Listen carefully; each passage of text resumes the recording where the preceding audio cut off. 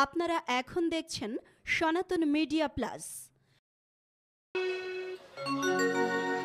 এই শ্লোকে ভগবান শ্রীহরি পশুপতি ভোলানাথ আর মাতা জগৎজননী কাত্যায়নী দেবী দুর্গা কত উপকথন করছে। আর এক পর্যায়ে মাতা ভগবতী দুর্গা ভোলানাথকে বললেন, হে প্রভু, এ জগতে আরাধনার মধ্যে শ্রেষ্ঠ কি রয়েছে?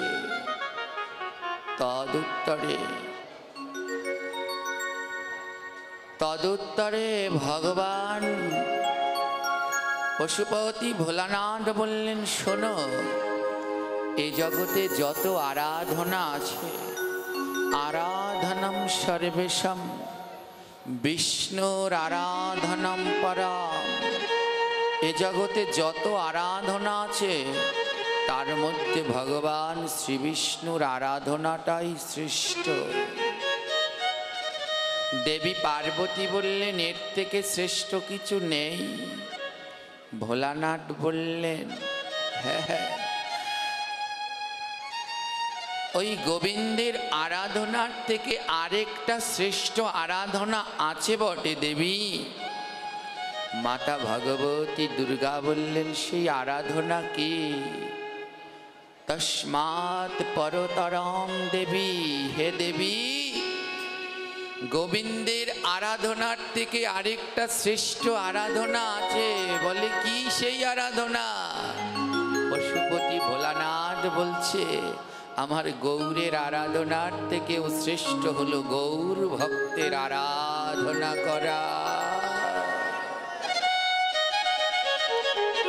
আমার মহাপ্রভু বললেন, আমারে ভজিবার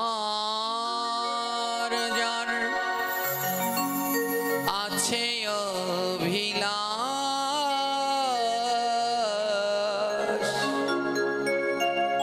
আগে ভজ গিয়াম মঙ্গল প্রিয়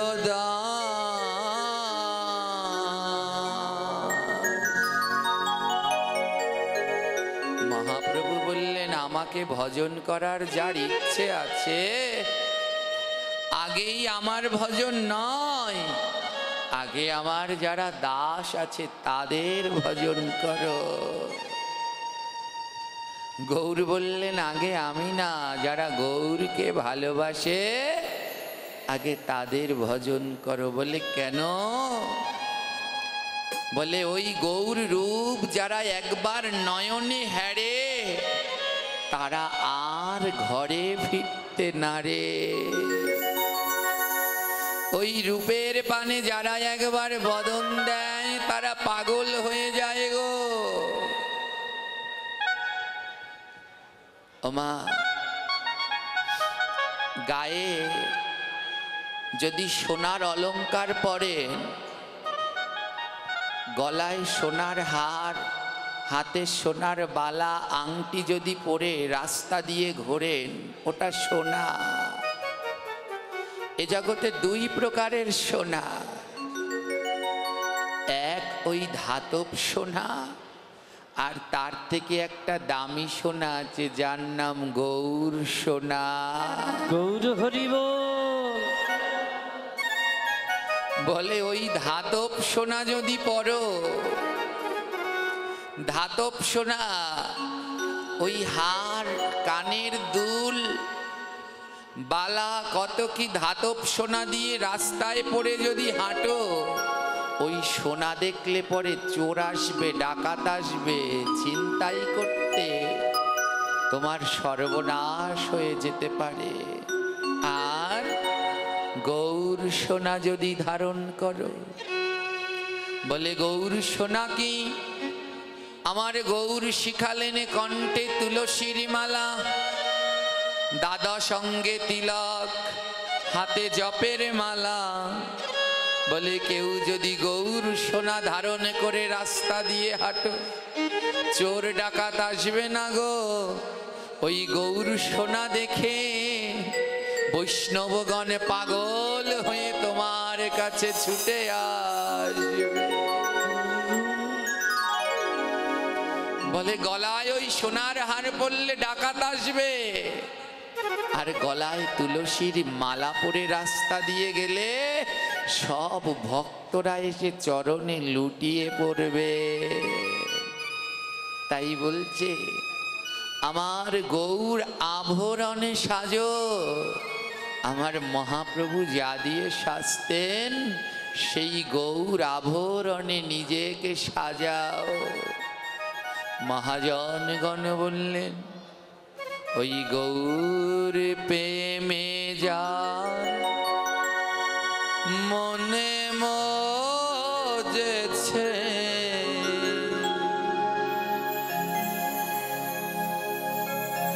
ওই গৌর প্রেমে যা মনে মজেছে, গৌর প্রেমে যার মন মজেছে,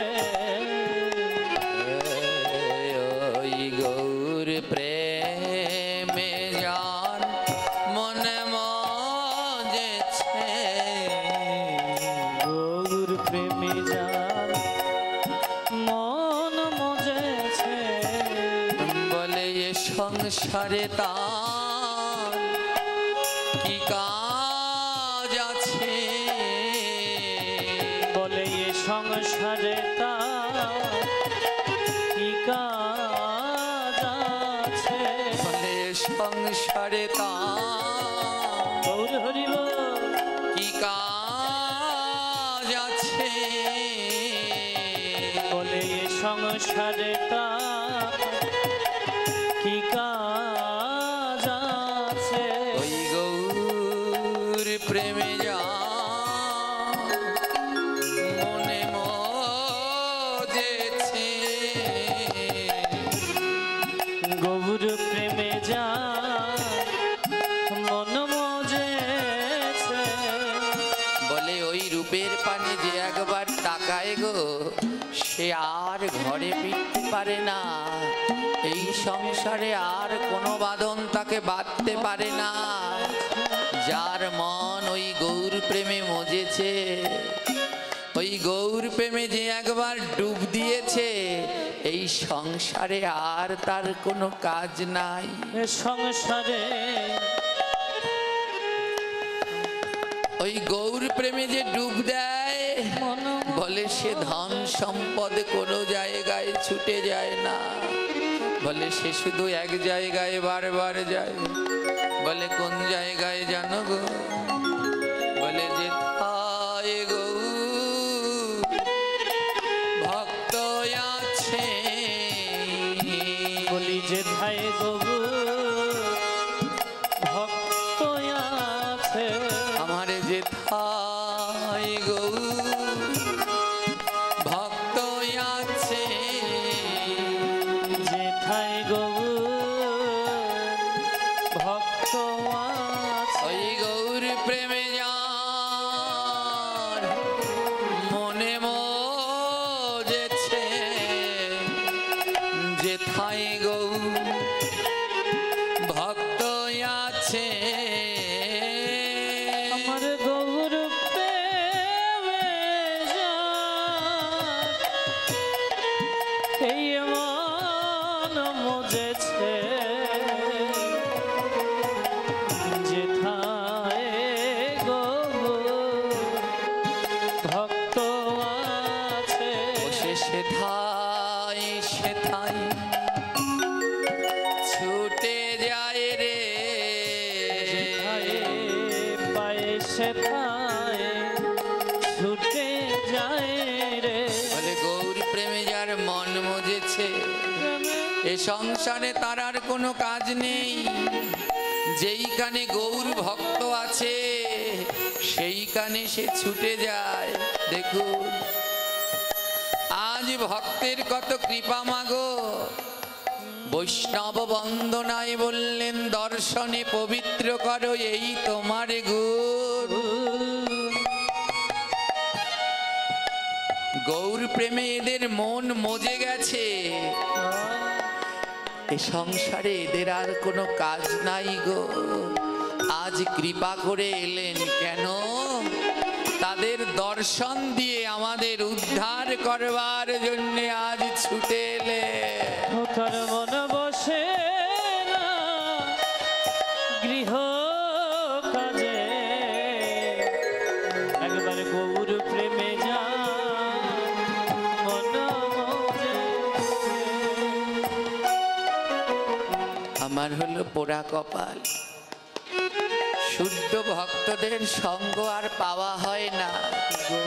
কিন্তু ওই মোবাইলে হরিকথাগুলো শুনি।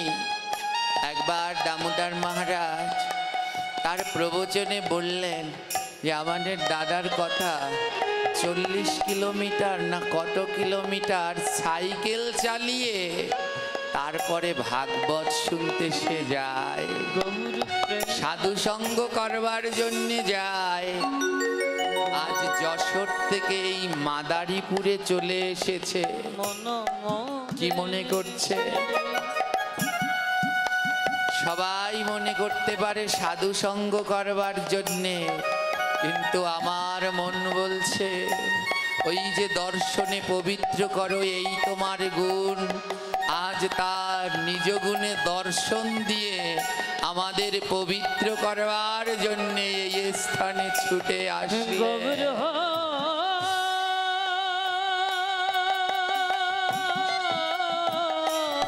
আজ কত দূর দূরান্ত থেকে রাজৈ, ট্যাকের হাট, কোটালীপাড়া, গোপালগঞ্জ, বোলগ্রাম, আমি নামও মনে থাকে না, কত জায়গা থেকে, গৈলা, কত জায়গা থেকে, গৌরনদী ভক্তরা ছুটে এসেছে। কেন? আমাদের মতো পাঠকদের উদ্ধার করবার জন্য। তাই যাদের গৌর প্রেমে মন মজেছে তাদের সংসারে কোনো কাজ নেই গো। তারা ছুটে যায় কোনখানে? বলে যেইখানে গৌর ভক্ত আছে। বলে কি করে গিয়েছে কানে? মহাজনে বলে কি করে জানো? তারা ভক্তের ধুলা অঙ্গে মাখে, তারা ভক্তের ধুলা অঙ্গে মাখে। ওই দুই নয়নে জলে ভাসে গৌর ভক্তের ধুলা অঙ্গে মাখে। গৌর ভক্তের ধুলি ধুলি অঙ্গে মাখে, গৌর ভক্তের ধুলি অঙ্গে মাখে। তারা দুই নয়নে জলে ভাসে, তারা দুই নয়নে জলে ভাসে। বলে এসেছি ভক্তের সঙ্গের আসে। তারা দুই নয়নে জলে ভাসে। বলে এসেছি ভক্তে এই সাধুর বাজারে, তারা দুই নয়নে জলে ভাসে। বলে আয়ে রে ভক্ত সঙ্গ করি, বলি আয় রে ভক্ত একবার সঙ্গ করি। বলে আয়ে রে ভক্ত সঙ্গ করি। বলি আয় রে ভক্ত একবার ও তোর সঙ্গ করি ওই ভক্তের অঙ্গে দিয়া অঙ্গ করি মধু ভক্তের সঙ্গ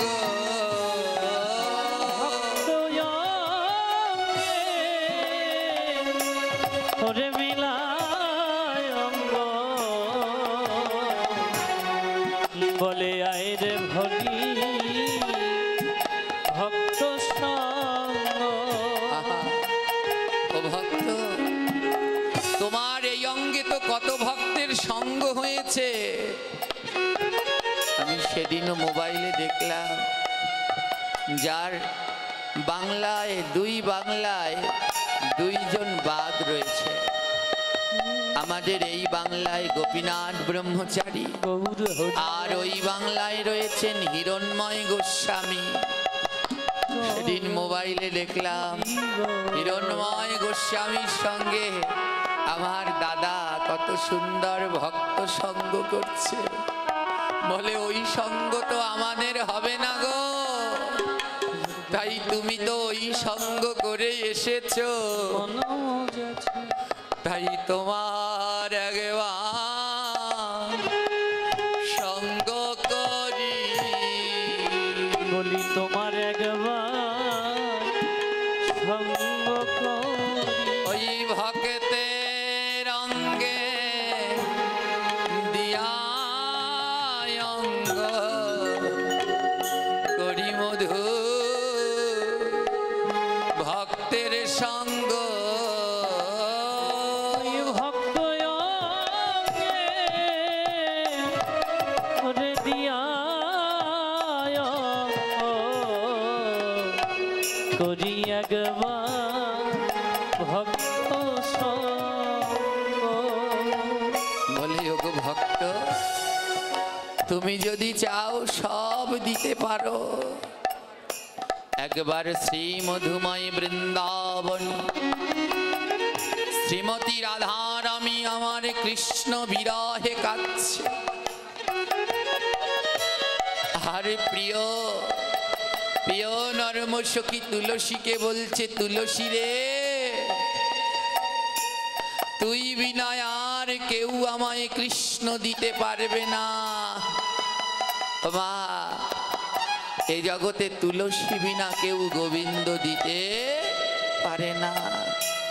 তাই প্রত্যহ তুলসীতে জলদান, পরিক্রমা, আরতি, কীর্তন, তুলসীর মালা ধারণ করা কর্তব্য।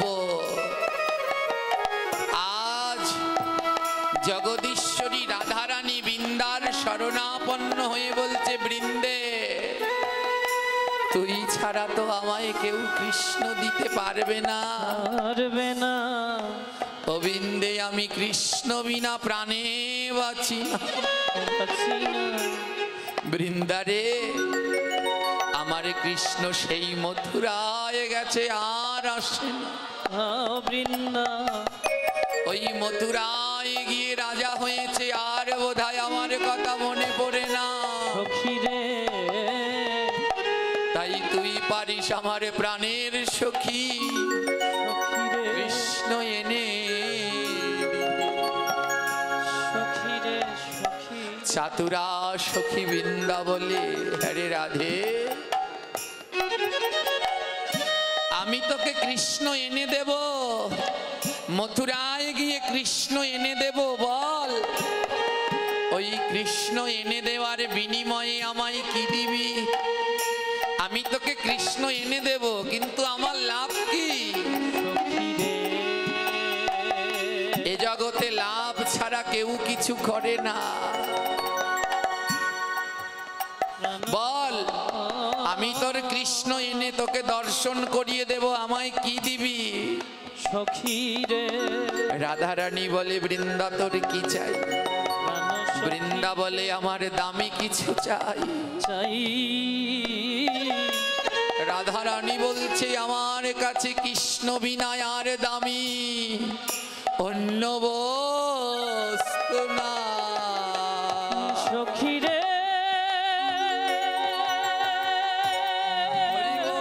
বল, হরি বল। প্রাণ সখী রে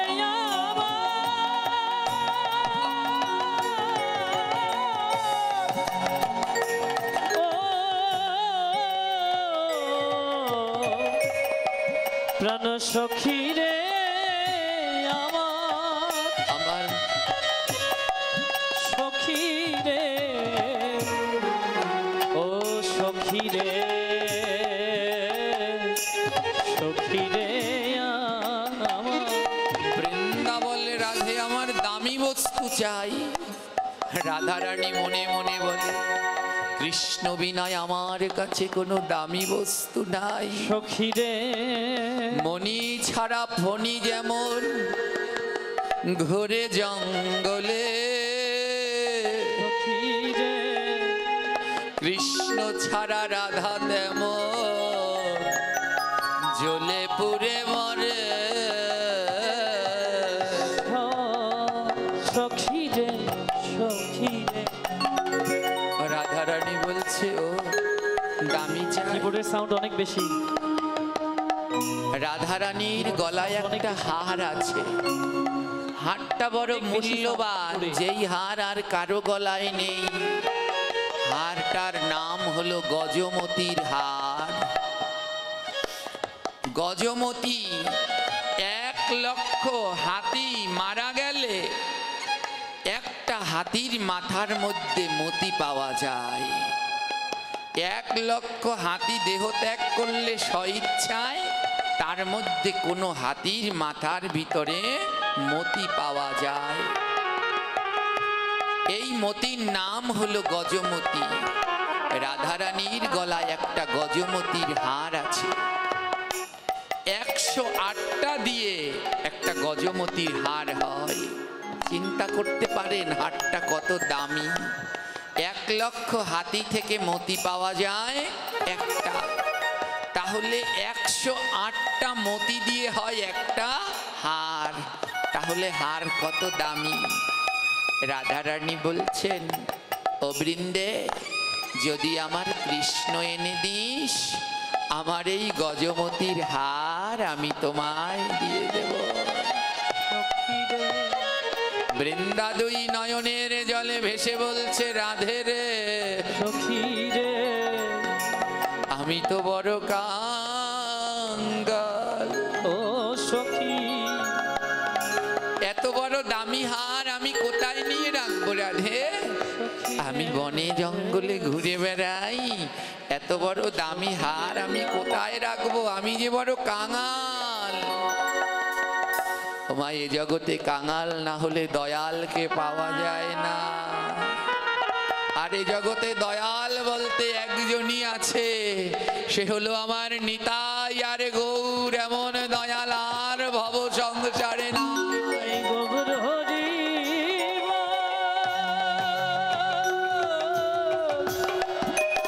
নিতাই, গৌর হরি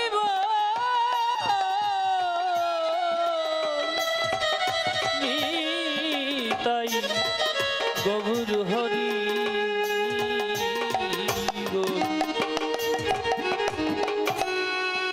আজ রাধারানীর কাছে বৃন্দা বলছে, আমি বড় কাঙাল রে রাধে, এত মূল্যবান হার আমি কোথায় রাখবো? তার থেকে একটা কাজ কর, আমার রাধারানীর গলায় যে হার আছে, হারটার নাম কি গো?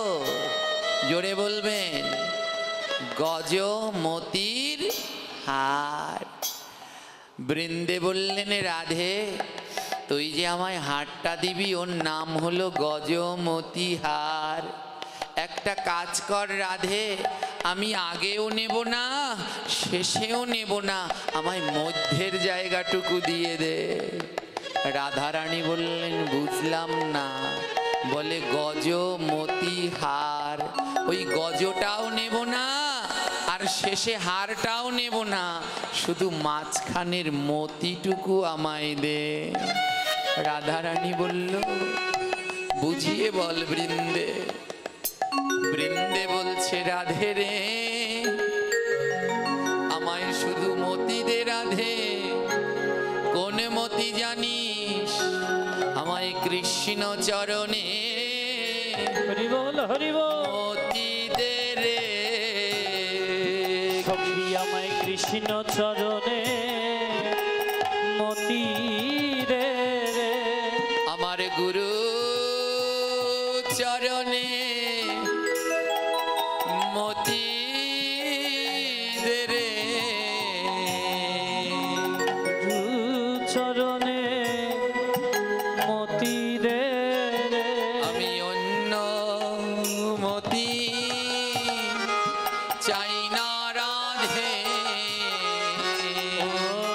মতি চাই না রাধে।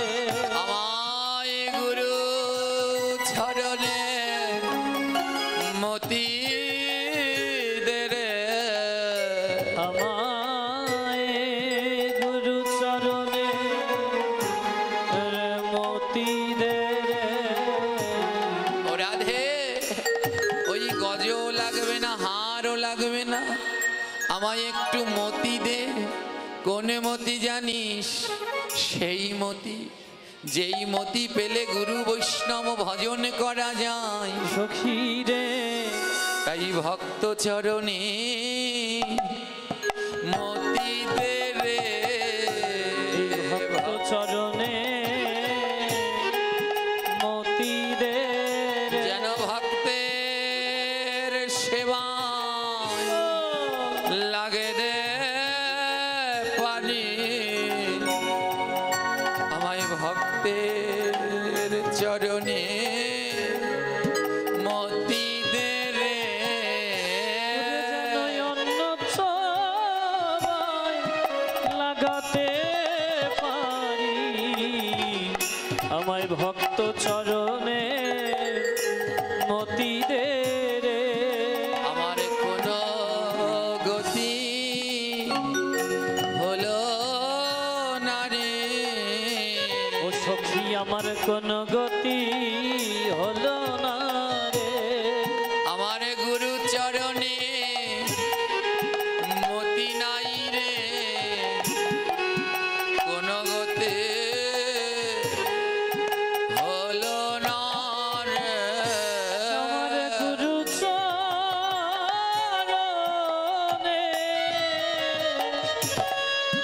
সখী মতি নাই রে। আমায় গুরু চরণে মতি দে রে। হরি বল। এই জগতে সাধুগুরু বৈষ্ণব চরণে যার মতি গতি না হয়, এই জগতে তার কোনো গতি হয় না। ওরে এই জগতে তারা অমরক্ষয় রয়ে গেছেন যারা সাধুগুরু বৈষ্ণব চরণে রতিমতি বিশ্বাস ভক্তি রেখেছেন। বলে তাদের কোনোদিন দুর্গতি হয় না যারা সাধুগুরু বৈষ্ণব চরণে রতিমতি রয়েছে।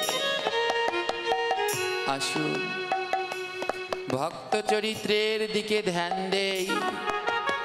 পুরাকালে এক ভক্ত ছিল, ভক্ত দম্পতি,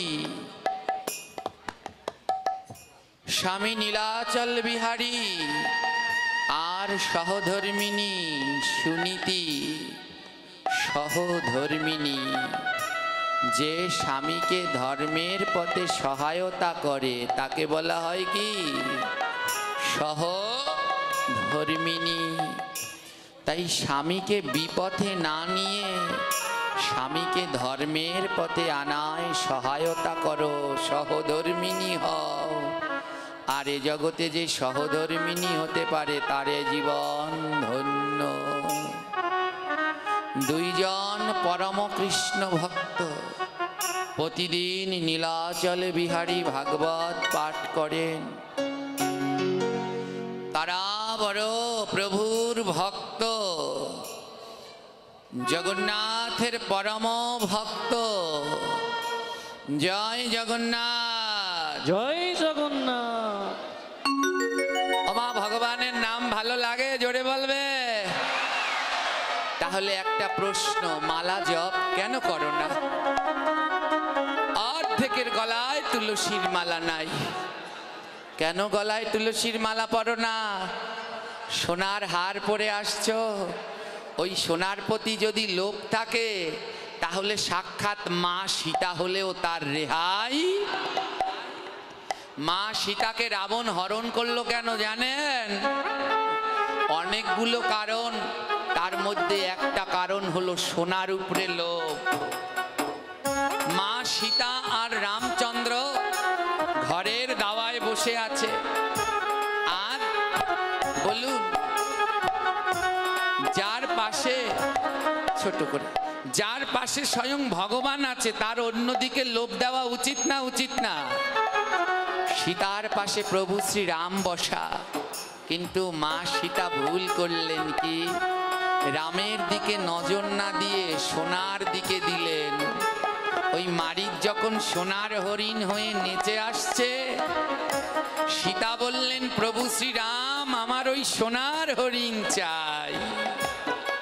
রাম বলছে আমি আছি তো। মা সীতা বললেন আমার তোমায় দরকার নেই, সোনার হরিণ লাগবে। আর ভগবানকে বাদ দিয়ে যে সোনার দিকে তাকায় তাকে তো রাবণ হরণ করবেই করবে, সে সীতা হলেও রেহাই নাই। সবার গলায় সোনার মালা, তুলসীর মালা নাই। আরে মরলে পরে ওটা টেনে খুলে রেখে দেবে, আর তুলসীর মালাটা সঙ্গে করে দিয়ে দেবে। গ্রহন্ত সিদ্ধান্ত দিলেন, যাতে কণ্ঠে তুলসী নাস্তি তে নরামুর মানসা জলম চ মদিরাসম অন্ন চ শুকরি বিষ্ঠা।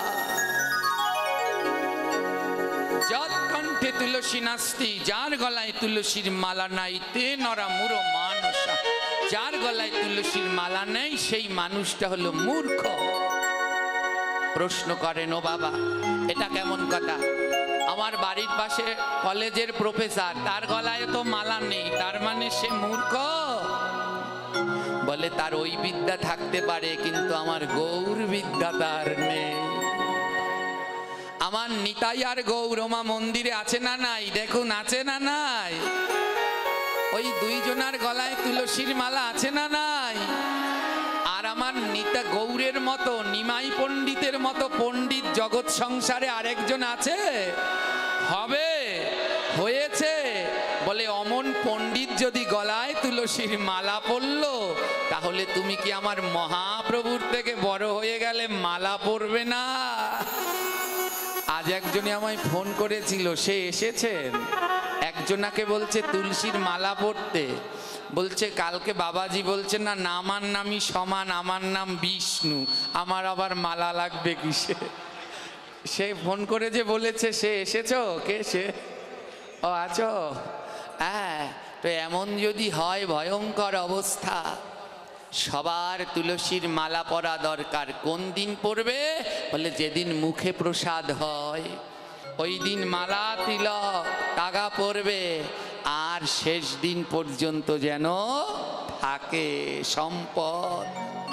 ওমা হরিনাম মালায় জপ করেন তো? জপ তো যৎকণ্ঠে তুলসী নাস্তি তে নরামুর মানসা, যার গলায় তুলসীর মালা নেই সে মূর্খ। কারণ আমার মহাপ্রভু শিখালেন। মহাপ্রভুর কি দরকার ছিলেন?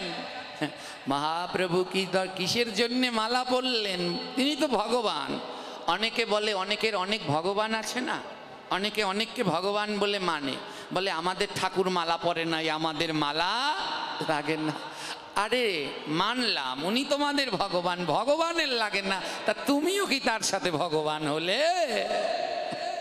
আমার মহাপ্রভু এমন এক ভগবান, তোমাদের ভগবানের মতো না। আমার মহাপ্রভু কেমন ভগবান জানো?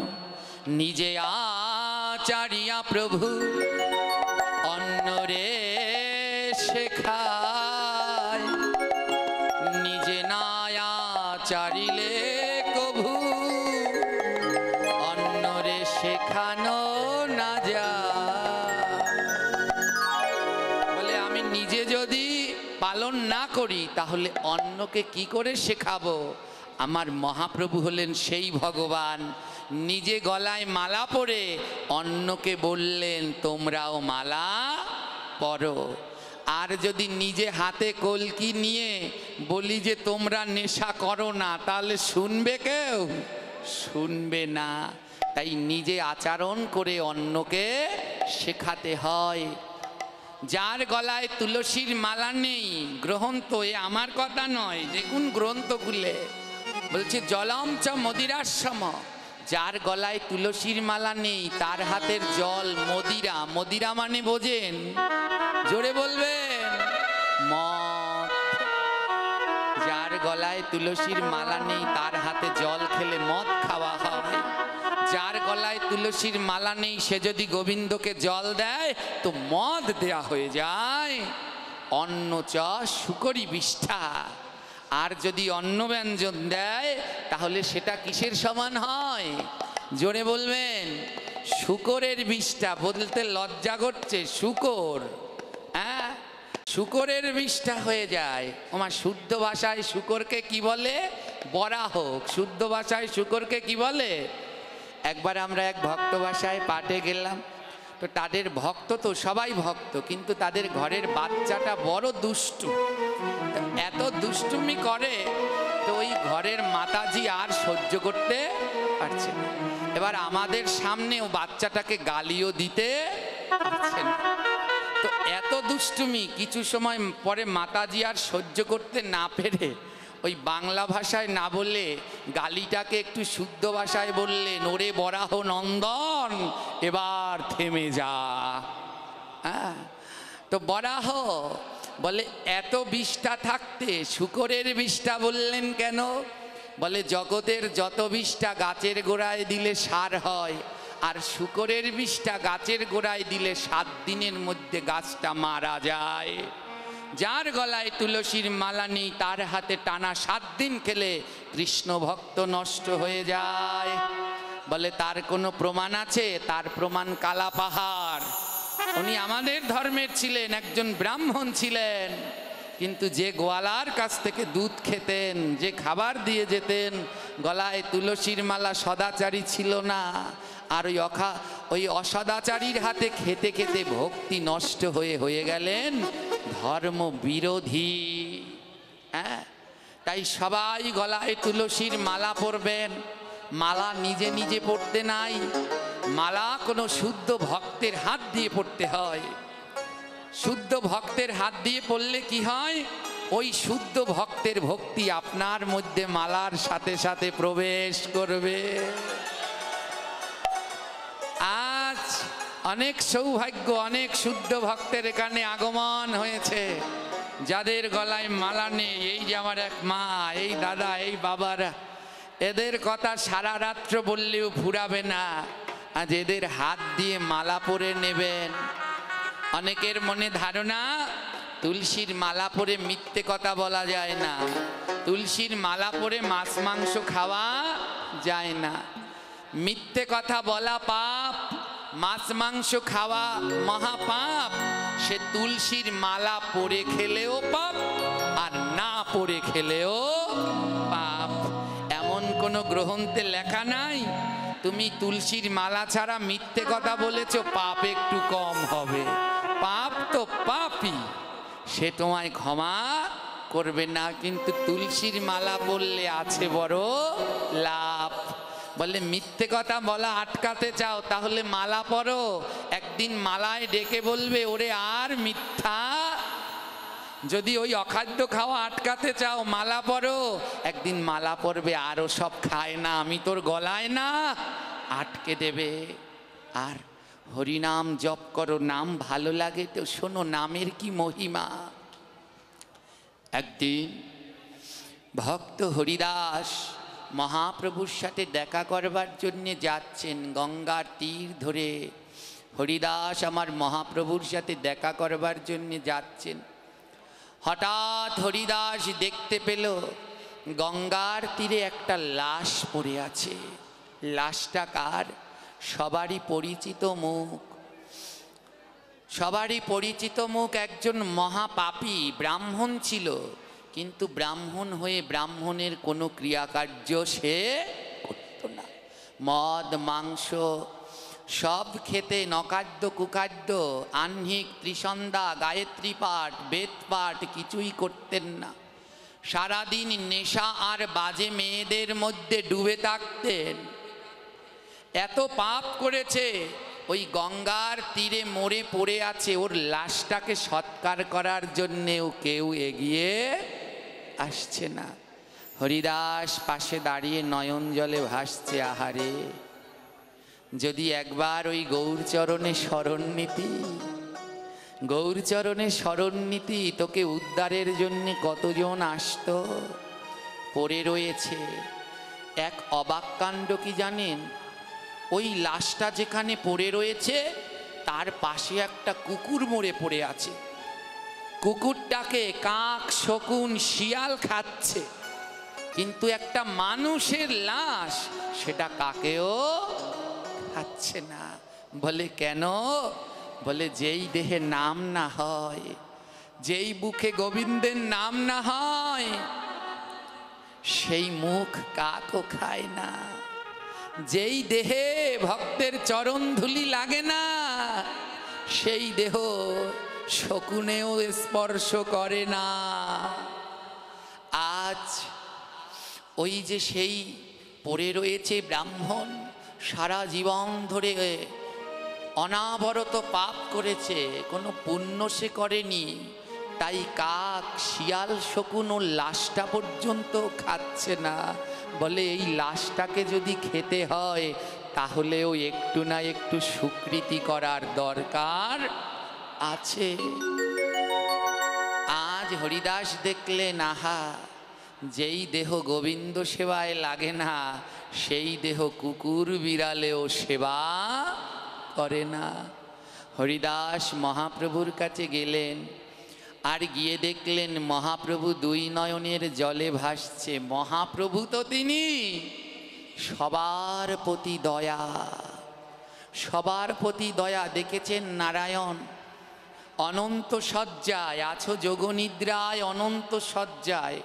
নারায়ণ যখন ওই অনন্ত শয্যায় আছে, দেখবেন চোখ দুটো বন্ধ করে গালে হাত দিয়ে রয়েছে, তাই না? সবাই ভাবে কি নারায়ণ আমার ঘুমাচ্ছে, গালে হাত দিয়ে চোখ বন্ধ করে ঘুমাচ্ছে। মহাজন বলল, না গো, আমার গোবিন্দ গালে হাত দিয়ে ঘুমাচ্ছে না। বলে কি করছে? চোখ বন্ধ করে গালে হাত দিয়ে ভাবছে। ভাবছে, ঘুমাচ্ছে না, ভাবছে এই জীবের কথা। হে জীব, এমন মানব জন্ম পেয়ে তোমরা হরিনাম করলে না, সাধু সঙ্গ করলে না, বলো এ জগতে তোমাদের কি গতি হবে জীব?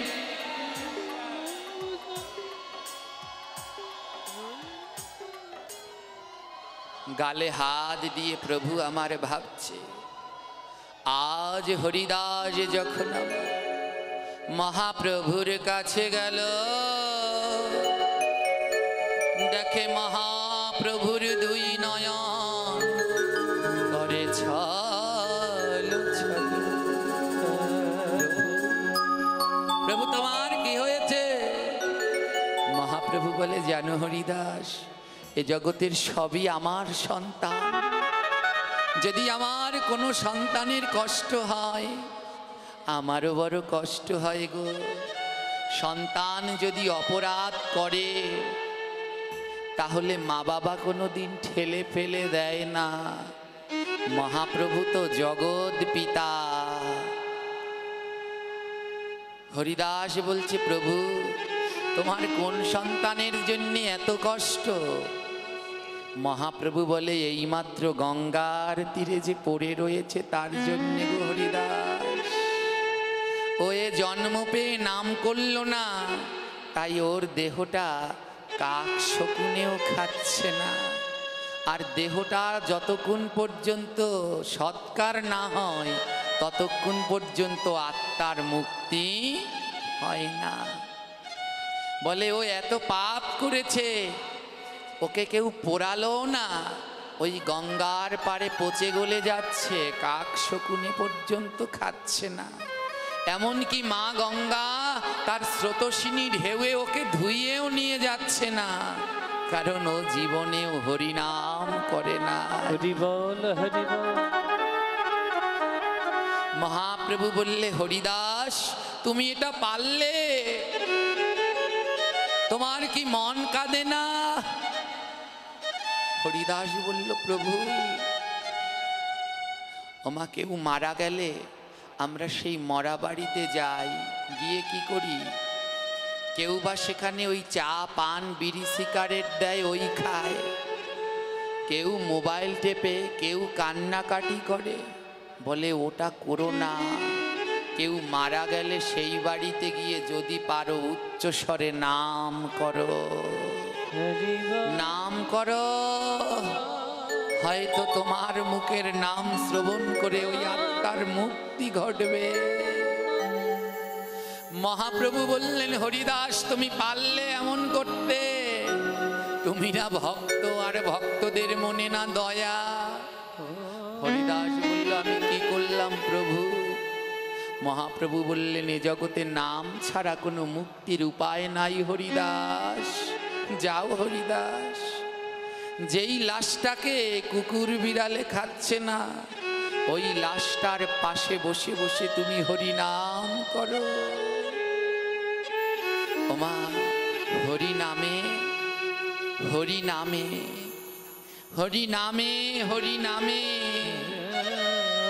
বলে কোন মুখে নাম করলে? বলে শুদ্ধ পবিত্র বদনে যদি নাম করতে পারো, তবে সেই নাম শুনলে ভগবান নেমে আসেন। মহাপ্রভু বলল, যাও হরিদাস, তোমার মতো ভক্ত তো আর হয় না। যাও ওই পাপীর কাছে বসে বসে নাম করো, তোমার নামের গুণে যদি ওর উদ্ধার হয়। হরিদাস মহাপ্রভুর চরণে প্রণাম করে জগৎ জীবকে ডেকে বলল, তোরা দেখে যা জগতের জীব, কতজনকেই তো তোরা ভগবান মানিয়েছিস।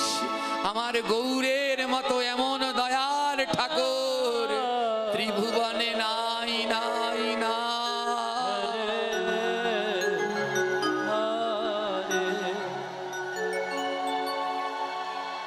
সদা সর্বক্ষণ আমার গৌরের চিন্তা। এই অধম সন্তানদের কি হবে? হরিদাস ছুটে গেলেন গঙ্গার তীরে। একটা শিয়াল কুকুরও লাশটাকে স্পর্শ করে না। হরিদাস ওই লাশের পাশে বসে বসে গাইতে লাগলেন, হরে কৃষ্ণ হরে কৃষ্ণ কৃষ্ণ হরে হরে, হরে রাম রাম রাম হরে হরে, হরে কৃষ্ণ হরে কৃষ্ণ। সবাই মদন ভরে গা।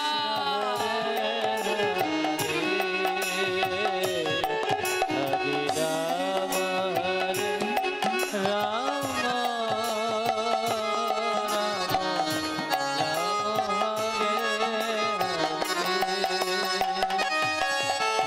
কৃষ্ণ হরে কৃষ্ণ কৃষ্ণ হরে হরে, রাম হরে রাম রাম হরে হরে, কৃষ্ণ হরে কৃষ্ণ কৃষ্ণ কৃষ্ণ হরে হরে, হরে রাম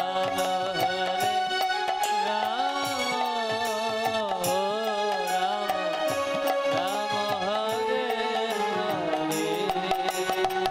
মা একজনেও বদন বন্ধ রাখবেন না।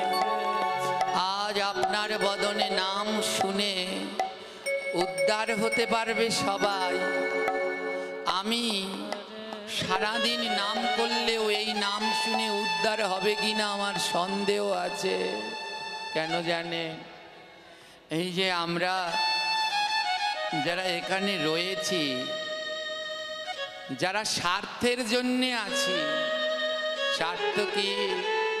এই ভাগবত পাঠ করলে, হরিকথা বললে কিছু প্রণামী দেবে, এই স্বার্থের জন্যে যেখানে আছি। বলে যেই বদনে স্বার্থ আছে, যেই মনে স্বার্থ আছে, সেই বদনের নামে কোনো দিন কাজ হয় না।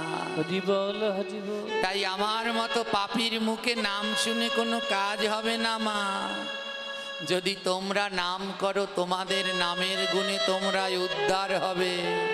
কারণ তোমরা যারা ওখানে বসেছো কোনো স্বার্থ নেই, আর আমি এখানে একটা স্বার্থ নিয়ে বসেছি। মাঝে মাঝে নিজের প্রতি প্রতিদিন প্রতিনিয়ত ঘৃণা হয়, কেন পারলাম না? যদি মুক্ত থাকতে পারতাম, তাহলে আর এর সাথে জড়াতাম না, কিন্তু পারলাম না তো, যুক্ত হয়ে রইলাম। তাই এই দেহের উপরে নিজেকেই নিজের ঘৃণা লাগে। কিন্তু ওইখানে তোমরা যারা বসেছো নিঃস্বার্থ, নিঃস্বার্থ বসেছো। যখন আমাদেরকে বলে এই পাঠকদের এত টাকা লাগে, কত পাঠক আছে, এদের তো এত টাকা লাগে না, তখন বুক ফেটে যায়। হ্যাঁ, বুক ফেটে যায়। এই টাকাগুলো আমাদের জন্য নয় গো। আমাদের অনেকগুলো বাচ্চারা আছে, এই আমার পাটের উপরেই তাদের পড়াশুনো খরচ সব চলে। আমাদের প্রায় 22 জনের মতো সদস্য আছে, যারা এই মিউজিকের আছে, এরা এই দিয়ে চলেন। কিন্তু খুব নিজের কাছে তখন এত তিক্ত লাগে এই দেহটাকে। যদি পারতাম নিঃস্বার্থভাবে, তাহলে বড় আনন্দ হতো, অন্য কোনো কষ্ট নেই। যখন এগুলো শুনি তখন বড় কষ্ট লাগে, আর ঘৃণা হয় নিজের উপরে, নিজেকে কেন পারলাম না। যদি অমন মুক্ত থাকতে পারতাম, কোনো বাঁধনে বাধা না থাকতাম। কারণ আমার উপরে আরো কজনের প্রাণ চলে। কিছুদিন আগে আমার অপারেশন হয়েছে, এখনো 22টা সেলাই আছে। ডাক্তার বলছে 3 মাস রেস্টে থাকতে, কিন্তু অনেক কিছু ভেবে পারি না। আমি রেস্টে থাকলে অনেকজনার হয়তো চলবে না। তাই আবার কালকে অসুস্থ হয়ে গিয়েছিলাম, কিন্তু থামিনি। যতদিন শ্বাস আছে ততদিন চলবো। জিজ্ঞেস করে আপনি সুস্থ? আমি একটা কথা বলি, আমার দেহটা অসুস্থ, কিন্তু এই দেহের মধ্যে যে আমিটা আছি, সেই আমিটা আমি সুস্থ। ওই আমিটা আমি সুস্থ আছি।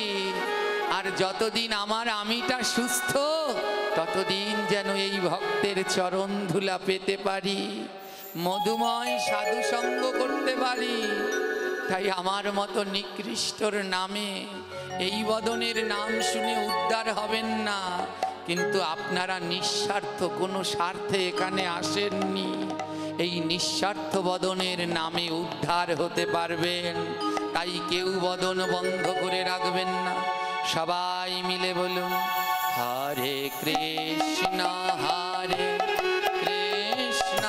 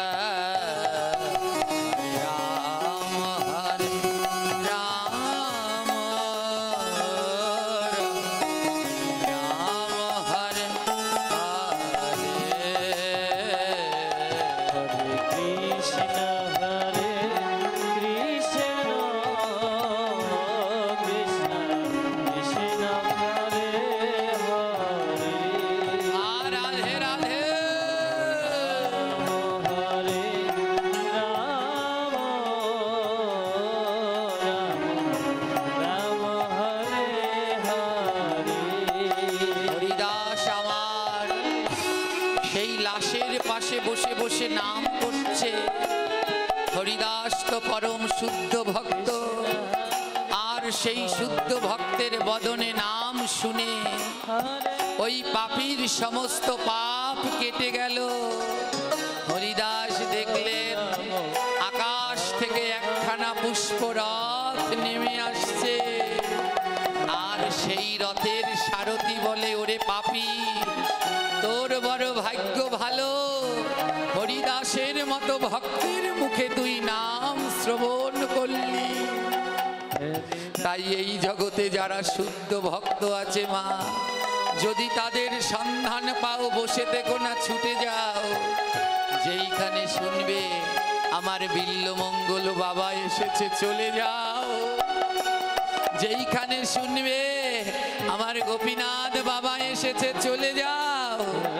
যেইখানে শুনবে আমার রাহুল কৃষ্ণ দাস এসেছে, চলে যাও। যেইখানে শুনবে জিতেন্দ্রীয় প্রভু এসেছে, চলে যাও। ওই শুদ্ধ ভক্তদের মুখে নাম শুনলে তোমার উদ্ধার হবেই হবে, তাতে কোনো সন্দেহ না। হরে কৃষ্ণ হরে কৃষ্ণ কৃষ্ণ হরে হরে,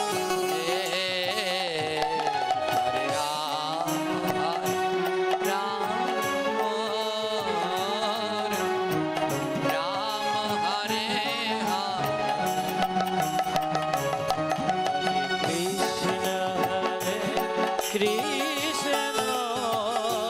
কৃষ্ণ কৃষ্ণ হরে হরে, হরে রাম রাম রাম হরে হরে। আজ হরিদাস যখন আমার নাম গাইছে, আর সেই নাম শুনে ওই পাপীর সমস্ত পাপ কেটে গেছে।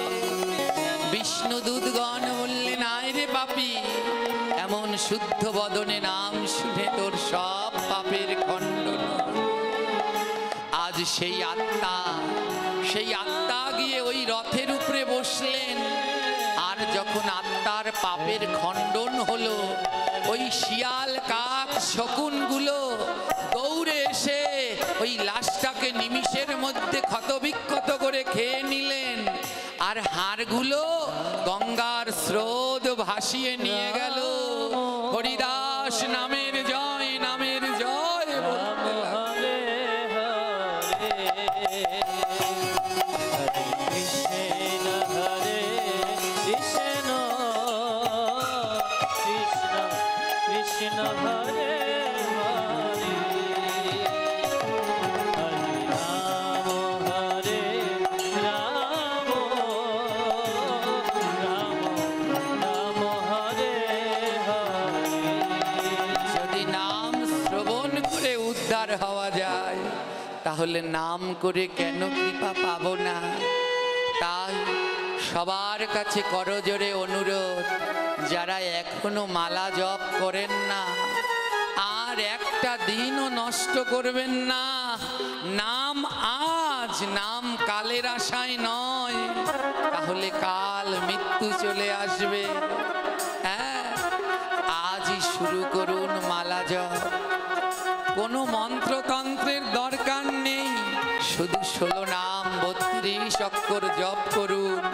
ওই নামের গুণে অনায়াসে ভবতরী পার হয়ে যাবেন।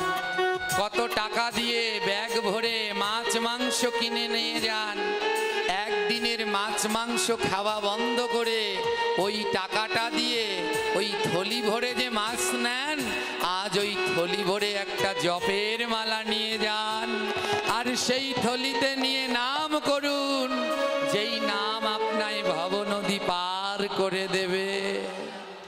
এবারে ভক্ত নিয়ে ভগবান বৃন্দাবনে যা